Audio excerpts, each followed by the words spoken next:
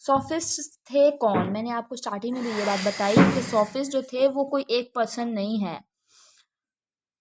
तो पहले तो हम देख रहे थे कि नॉन फिलोसफर, ये फिलोसफर्स नहीं थे। क्यों नहीं थे फिलोसफर? हम इसको फिलोसफी में पढ़ रहे हैं, इस वजह से हम इनको फिलोसफर्स नहीं कह रहे कि फिलोसफी में क्या होता है। Philosophy basically derived from two Greek words, philo and Sophia. Philo means love and Sophia means wisdom.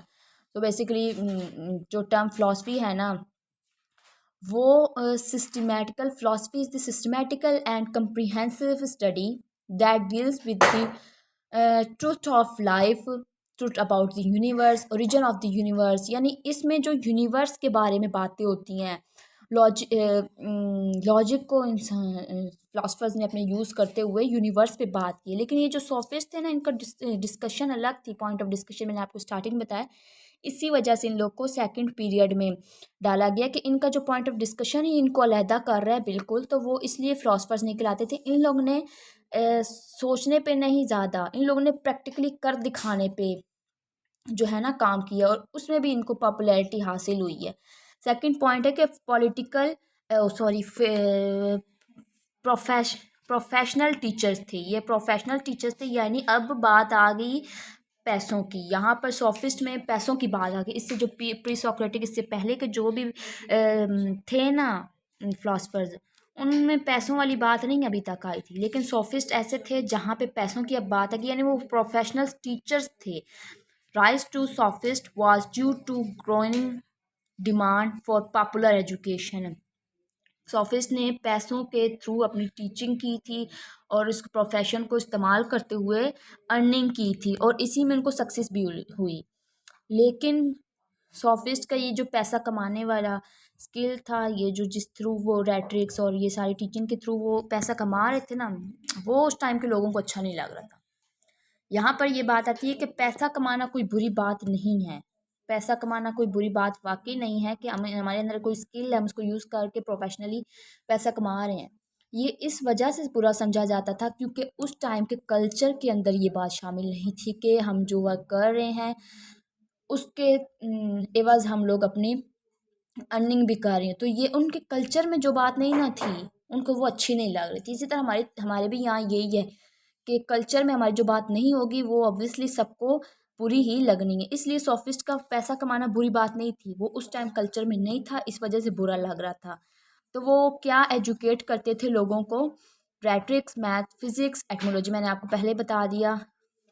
ये सारे सब्जेक्ट्स वो जो हैं स्किलफुल उनके उसमें थे, और वो लोगों को पढ़ाया करते थे, इसलिए उनको टीचर्स कहा जाता था। उनको क्या कहा जाता था? Founder of rhetorics. उनके अंदर जो ये उनको इस बात का क्रेडिट समझ ले दिया जाता है कि वो रेट्रिक जो एक स्किल है ना, आर्ट ऑफ स्पीकिंग, उसमें बड़ी महारत रखते थे। अच्छी तरीके से लोगों को कन्विंस कर लेते थे ताकि वो बेस्ट पॉलिटिशियन बन सकें। डिमांडिंग भी यही था ना, लोगों का इंटरेस्ट भी यही था। इसी वजह से सोफिस्ट के जो ये स्किल था बड़ा ही पॉपुलर चल रहा था, बहुत ही उनको इसी वजह से काम उनका ठीक चल पड़ा। दूसरी बात क्या है? Charge money for educating the people. लोगों को पढ़ाने से वो जो हासिल कर रहे थे ना,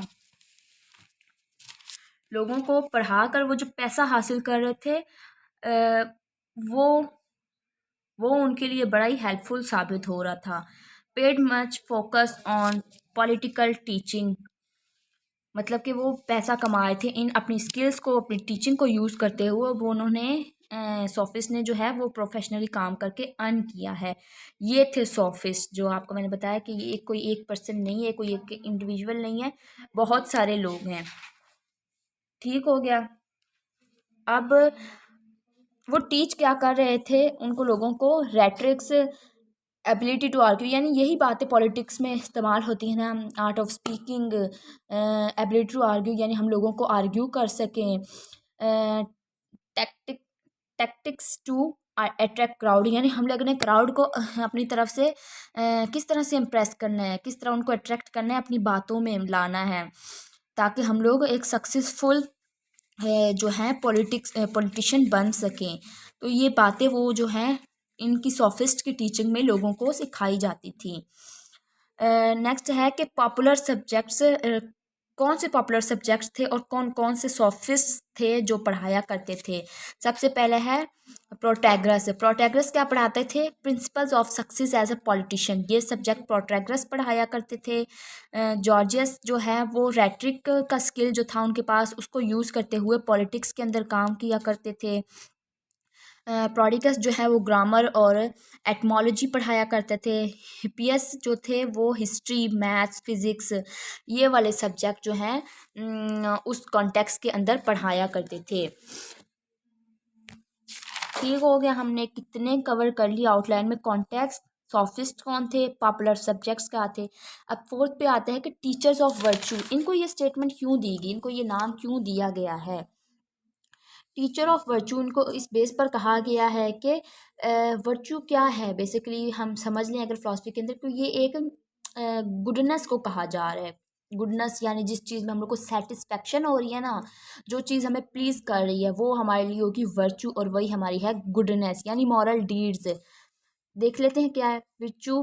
capacity of a person to perform his action successfully in the state, वही बात कि इंसान के अंदर इतनी कैपेसिटी हो कि वो अपनी स्टेट के अंदर रहकर सक्सेसफुली अपने प्रोफेशन को यूज़ करे और अपने एक्शंस को परफॉर्म करे, जिससे वो प्लीज़ भी हासिल करे, जिसमें उसको सक्सेस भी हो और जो उसके लिए वर्चू बन जाए यानी गुडनेस बन जाए। वो ये स्किल जो है वो सॉफिस्ट जो है अपने लोगों को सिखाया करते थे। एग्जाम्पल्स के थ्रू समझते हैं। विर्चू ऑफ अ हॉर्स ट्रेनर, ठीक हो गया। विर्चू ऑफ अ हॉर्स ट्रेनिंग यानी हॉर्स ट्रेनर जो है अगर उसने अपने हॉर्स को सक्सेसफुली ट्रेन कर